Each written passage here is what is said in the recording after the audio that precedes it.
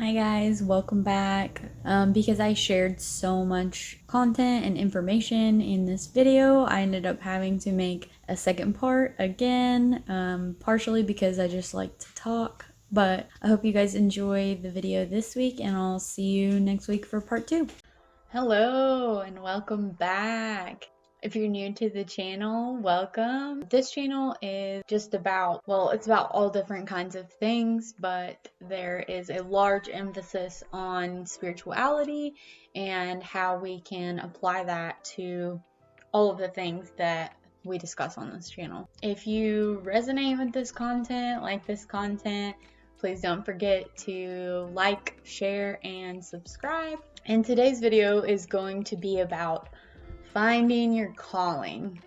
And I don't necessarily know that everyone has a specific calling. I feel like your calling or your purpose could be just being here on the planet, helping raise collective consciousness and awareness. It could also be just to break generational patterns, as a lot of us are doing right now. There are many reasons to be here besides your career, so keep that in mind. Just even being like an amazing mother or somebody that just really cares about people. So these questions and this information that I'm going to give you doesn't necessarily have to be geared towards a career. It could be something that you just really enjoy doing, and maybe at some point you can get paid to do that, and that would be great. But also, it could be anything that you're passionate about and you have a lot of interest in. So this doesn't necessarily have to be career based. It will be kind of more career focused, because actually I'm trying to help a few friends right now who are trying to make a career shift, and I thought that this would be really beneficial for them. So that's why I decided to do this week, and hopefully it is beneficial for you as well. All right, let's get into the video.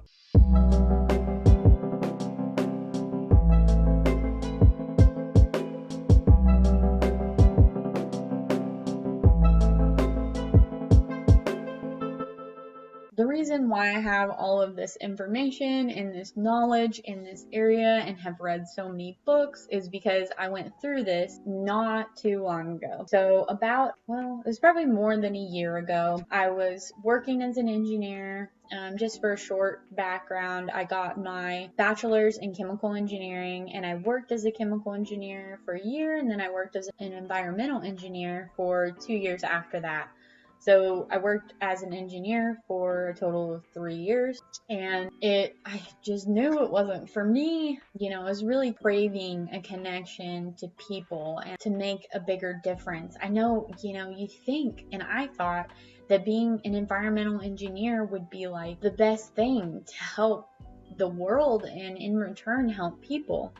But what it comes down to is, meeting these baseline environmental regulations that aren't really helping anybody except for the industry that's working underneath them. So to me, I didn't feel like I was making a big enough difference. When I first got into college, my choices were between becoming a psychologist and being an engineer. And of course, my logical mind took over. I thought, okay, engineering is only 4 years. I'll get out of school. I'll have, a good baseline salary, benefits, all of that. And I won't have to go to school to become a doctor and, go to school for 6 years or more, and then also have to do internships or work for the government or whatever else. So at the time, it seemed like the best decision. And I mean, honestly, looking back, I still think that it was the best decision, because I have all these skills that I would have never had and learned all of these things that I'm teaching you now if I wouldn't have gone through it. So obviously I'm thankful. But when I started to question whether I should continue being an engineer or not, I started diving into these books and this information on how to find your purpose, how to have a career that doesn't feel like a job to you, how to create your life the way that you want it to be and not have to live by these societal rules we put in place. And I just wanted freedom. I didn't want some boss looking over my shoulder, making sure that I was working over 40 hours every single week, and then I was getting the right amount of work done in the right amount of time at the right level of quality and these standards. And I just think, I'm a creative person, and I was pushing all of that down. There's so many things that now that I'm opening myself up to who I really am, I'm realizing that there's so many things from childhood that are coming back up. Like when I was a kid, I actually used to record myself and make videos just like this. And that was before YouTube. That was like right when we had dial-up internet. So there's that. And then also, I was super creative all the time. I remember, my parents used to say that, my sister was like the school smart one and I was the creative one.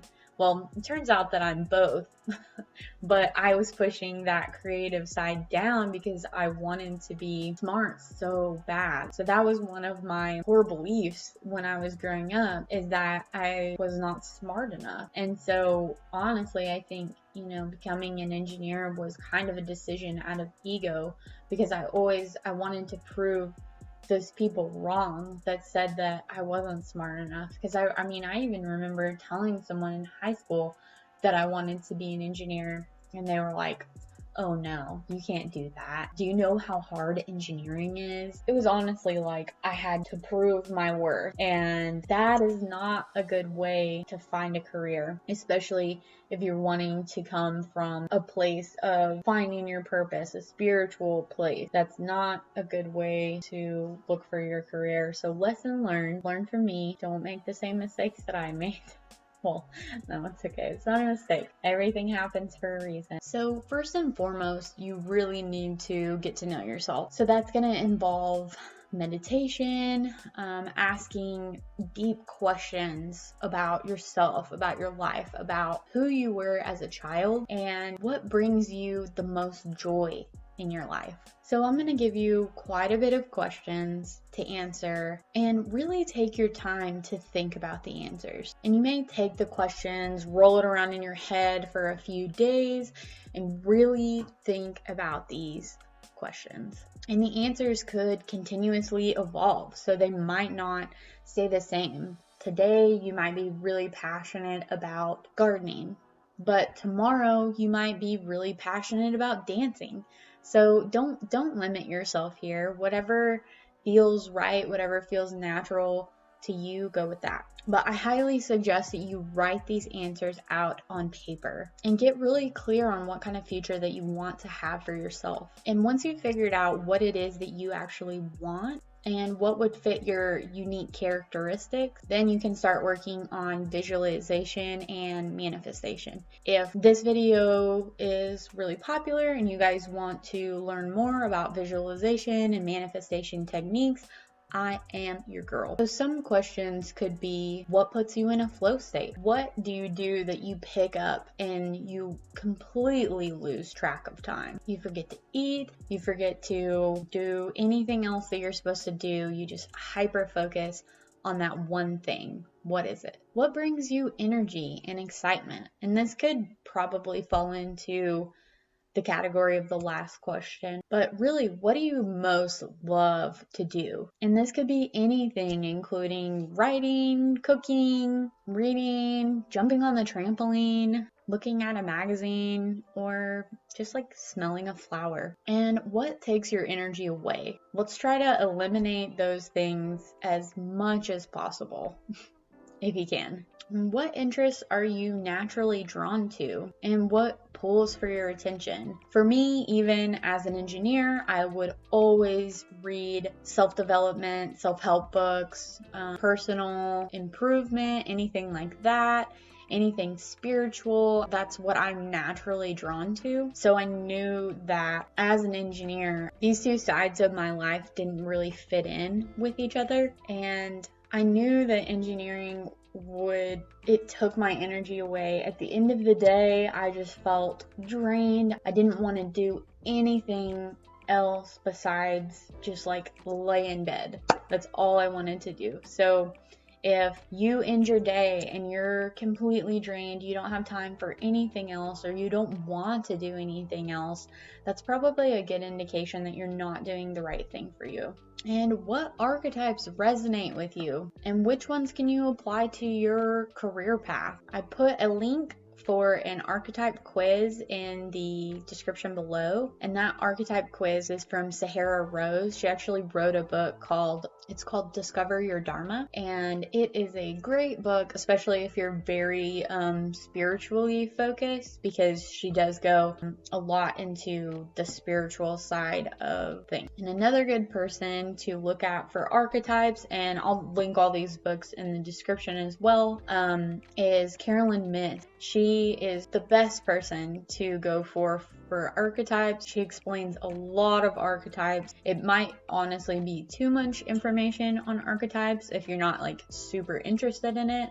So that's why I suggest the Sahara Rose book, because she simplifies it down to like 10 archetypes, I think. So that's an easier way to kind of see which ones you align with. And whose job are you jealous of, or you just would love to do? Also, can you reach out to someone in that job that you want and ask questions, gain a mentor, or do some volunteering work? Like, for a while, I thought that maybe I wanted to be a death doula. So I decided to volunteer as a hospice worker. So now I do volunteer for hospice, and I'm actually seeing my first hospice patient now, and it's awesome. And obviously I became a life coach, and that's what I'm really passionate about. But this experience with the volunteering is so good for my soul. It just feels like I'm doing something right.